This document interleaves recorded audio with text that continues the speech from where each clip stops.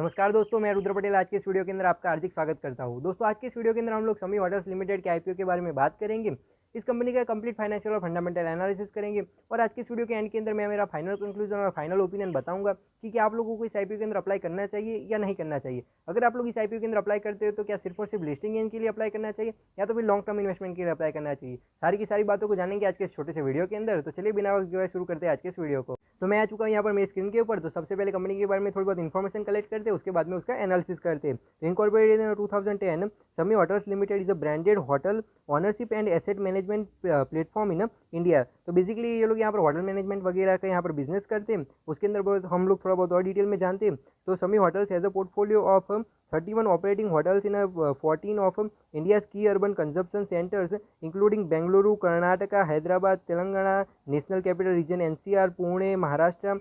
तो हम लोग यहाँ पर अगर देखने जाए तो इन लोगों की बेसिकली आज की तारीख के अंदर 31 जितनी यहाँ पर ऑपरेटिंग होटल्स हैं और वो यहाँ पर 14 जितने अलग अलग शहरों के अंदर फैले हुए हैं और इन लोगों की 2 होटल जो है वो अंडर कंस्ट्रक्शन है। तो हम लोग यहाँ पर देख लेते हैं आईपीओ की इंपॉर्टेंट डेट को। तो आईपीओ जो है वो 14 सितंबर के दिन ओपन हो रहा है, वही 18 सितंबर के दिन ये आईपीओ क्लोज हो रहा है। अगर हम लोग प्राइस बैंड की बात करी जाए तो 119 रुपीज़ टू 126 रुपीज़ पर शेयर का यहाँ पर प्राइस बैंड रखा गया है। उसके अंदर भी अगर हम लोग लॉट साइज की बात करें तो 119 शेयर्स का यहाँ पर एक लॉट है। अगर हम लोग टोटल इशू साइज की बात करी जाए कि कितने करोड़ रुपीज़ का यहाँ पर ये कंपनी जो है वो इस आईपीओ के जरिए पैसा रेज करने की कोशिश कर रही है, तो 1370 करोड़ का यहाँ पर टोटल इशू साइज है। उसमें से अगर फ्रेश इशू की बात की जाए तो 1200 करोड़ का यहाँ पर इनका फ्रेश इशू है और ओएफएस यानी कि ऑफर फॉर सेल का पोर्शन देखने जाए तो 170 करोड़ का यहाँ पर इनका ऑफर फॉर सेल है। तो देखने जाए तो सबसे पहली चीज़ तो यहाँ पर यही हो जाती है कि भाई ओएफएस जो है वो कम है लेकिन फ्रेश इशू ज़्यादा है, तो वो एक अच्छी चीज़ यहाँ पर हो जाती है। अगर इशू टाइप की बात करें तो ये एक बुक बिल्ट इशू आईपीओ है, इसकी लिस्टिंग एनएससी और बीएससी दोनों के ऊपर होने वाली है।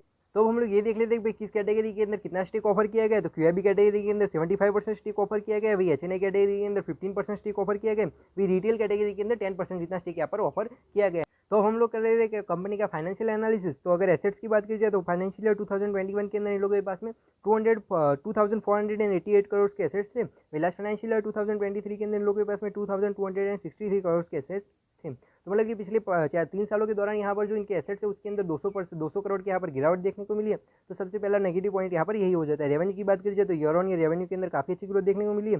ये प्रॉफिट आफ्टर टैक्स की बात करी जाए तो कंपनी लॉस मेकिंग है। उसने फाइनेंशियल ईयर 2021 के अंदर 477 करोड़ का यहाँ पर लॉस बुक करा था। वही फाइनेंशियल ईयर 2022 के अंदर इन लोगों ने 443 करोड़ का लॉस बुक करा था। वही लास्ट फाइनेंशियल ईयर 2023 के अंदर इन लोगों ने 338 करोड़ का लॉस बुक करा है।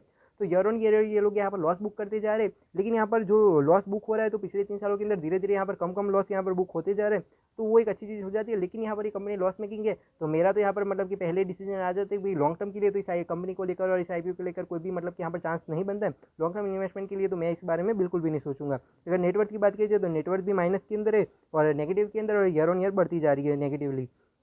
और रिजर्व्स और सरप्लस की बात की जाए तो रिजर्व्स और सरप्लस भी यहाँ पर नेगेटिवली बढ़ते जा रहे हैं, तो भी गलत चीज़ हो जाती है। बोरोइंग की बात की जाए तो ईयर ऑन ईयर बोरोइंग भी काफ़ी ज़्यादा बढ़ रही है, तो ये भी मतलब कि यहाँ पर एक रिस्क फैक्टर हो जाता है और बहुत ही गलत चीज़ यहाँ पर हो जाती है। इनकी की परफॉर्मेंस इंडिकेटर को भी देख लेते हैं।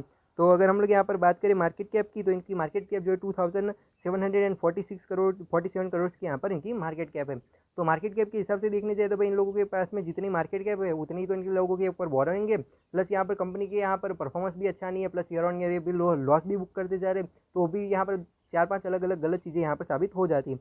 तो हम लोग यहाँ पर ऑब्जेक्ट्स ऑफ इशू को भी समझ लेते हैं कि भाई ये लोग यहाँ पर आईपीओ लेकर क्यों आए, इसके पीछे के रीजन को समझते हैं। तो बेसिकली इन लोगों ने यहाँ पर 2 रीजन दिए। सबसे पहला तो रीजन यही है कि भाई जो यहाँ पर इन लोगों को जो डेट वगैरह इन लोगों ने ले रखा है तो उसका यहाँ पर जो इंटरेस्ट वगैरह है और उसका जो पूरा पेमेंट है वो करने के लिए ये लोग यहाँ पर आईपीओ लेकर आए, वैसा इनका कहना है। और दूसरा जनरल कॉर्पोरेट पर्पस इसको यहाँ पर रीजन बताया गया है। अगर हम लोग बात करेंगे पीयर कंपैरिजन की तो इनके पीयर कंपैरिजन के अंदर इंडियन होटल आ जाती है, यहाँ पर लेमन ट्री आ जाती है, यहाँ पर EIH आ जाती है। तो इस तरीके की 4-5 अलग अलग कंपनीज यहाँ पर आ जाती है। लेकिन मैंने यहाँ पर पीयर कंपैरिजन नहीं करा है क्योंकि सिंपल रीजन है, ज़्यादातर कंपनियाँ जो प्रॉफिटेबल कंपनी है तो 66 के आसपास में इसका यहाँ पर सेक्टर का पी है।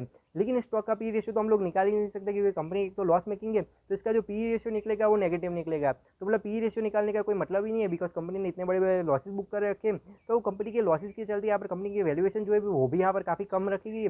लेकिन अगर मेरे फाइनल ओपिनियन की बात करूँ तो पर्सनली मुझे ये कंपनी और ये आईपीओ बिल्कुल भी पसंद नहीं है, क्योंकि कंपनी के फाइनेंशियल फंडामेंटल उतने स्ट्रॉन्ग नहीं है, प्लस कंपनी लॉस मेकिंग है, ईयर ऑन ईयर इतना सारा लॉस बुक कर रहे हैं। अगर मैं बात करूँ कि आपको इस आईपीओ के अंदर अप्लाई करना चाहिए या नहीं करना चाहिए, तो अगर आप लोग लॉन्ग टर्म के इन्वेस्टमेंट के लिए अगर अप्लाई कर रहे हो तो मेरा पर्सनल ओपिनियन तो यही है कि भाई मैं तो अप्लाई नहीं करूँगा लॉन्ग टर्म के लिए, तो मैं स्टॉक को बिल्कुल भी नहीं रखूँगा। बाकी आप लोग खुद के हिसाब से रिसर्च और एनालिसिस करके सोच सकते हो। और अगर मैं लिस्टिंग गेन और जीएमपी की बात करूँ तो हाँ, अगर इसके अंदर अच्छा खासा सब्सक्रिप्शन और जीएमपी देखने को मिलता है तो आपको भी इसका अप्लाई करना चाहिए, क्योंकि लिस्टिंग गेन लेने में आपका क्या ही जा रहा है। तो जिस तरीके से दूसरे आईपीओ को अप्लाई करते हैं उसी तरीके से इसे भी अप्लाई कर देना। अगर अच्छे खासा जीएमपी और सब्सक्रिप्शन देखने को मिल रहा है, मोर देन 45% जितना यहाँ पर लिस्टिंग की एक्सपेक्टेशन बन रही है, तब की बात है ये नहीं थी। और हाँ, मैं कोई भी सेबी रजिस्टर्ड इन्वेस्टमेंट एडवाइजर या रिसर्च एनालिस्ट नहीं हूँ। ये वीडियो सिर्फ और सिर्फ मैं एजुकेशनल पर्पस के लिए बना रहा हूँ, तो आप लोग इसे भी उसी तरीके से कंसिडर कीजिए। और जब भी स्टॉक मार्केट के अंदर कभी भी इन्वेस्टमेंट वगैरह करें तो अपनी सेबी रजिस्टर्ड इन्वेस्टमेंट एडवाइजर और रिसर्च एनालिस्ट की सलाह जरूर से ले। तो बस यही कुछ बातें थी जो मुझे इस वीडियो के अंदर रखनी थी। आई होप कि आपको वीडियो अच्छा लगा होगा। अच्छा लगे तो लाइक करें, कमेंट करें, शेयर करें। अगर चैनल में नहीं तो सब्सक्राइब कीजिए। मैं मिलता हूं आपके ऐसे वीडियोस के साथ, तब तक के लिए बाय बाय, जय हिंद, वंदे मातरम।